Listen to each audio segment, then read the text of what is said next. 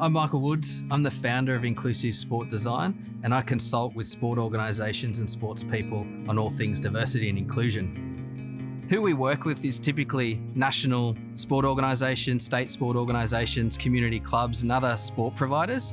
But ultimately, the people who benefit from the work that we do are those who aren't currently playing sport, the ones that are currently facing barriers and challenges to getting involved. They're the people that we're here to serve, and we want to work with sport organisations and people in the sports industry to serve them too.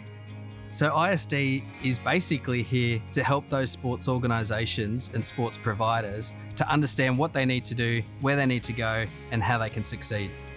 Like so many kids, I grew up playing sport from the age of 4 years old all the way through to my early 20s, and there hasn't really been a single moment that has kind of been the catalyst for me wanting to really spend time and working in diversity and inclusion in sport. It's probably been a series of experiences over time, and the first one was probably the Sydney 2000 Paralympic Games, where I was able to witness for the first time as a young person what disability sport and Paralympic sport was all about. Para-football, para-swimming, wheelchair sports. I saw it for the first time and realised, wow, I play sport, but so do people with disability, and they love it just as much as I do. And in the back of my mind, I kind of thought, well, of course, why wouldn't they? That's just logical.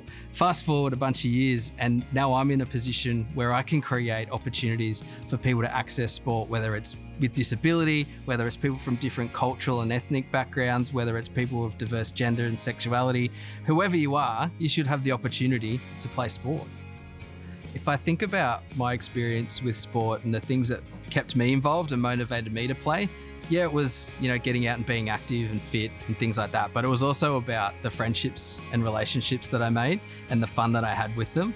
And I think that's the same for everybody, no matter who you are. And so sport is inherently social. And when you don't have access to that opportunity, you can have challenges with social isolation, which leads to mental and physical health outcomes that are less desirable than the rest of the population.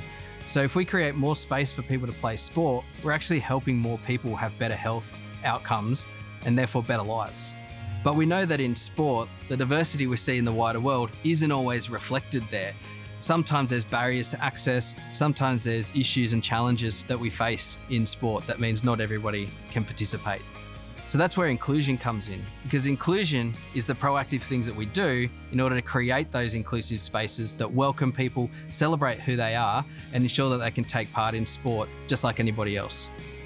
The big goals for ISD are to take the whole sports sector forward and help them take action on inclusion to create spaces for as many people as possible to get involved in sport. Inclusion is a journey. There's no end point where we've achieved success. It's something that is constantly evolving and changing, and something as a society we need to continue to work on. But I can say that diversity is achievable for sport organisations when they put the effort in and take proactive steps to create spaces that reflect the needs and preferences of everybody in the community.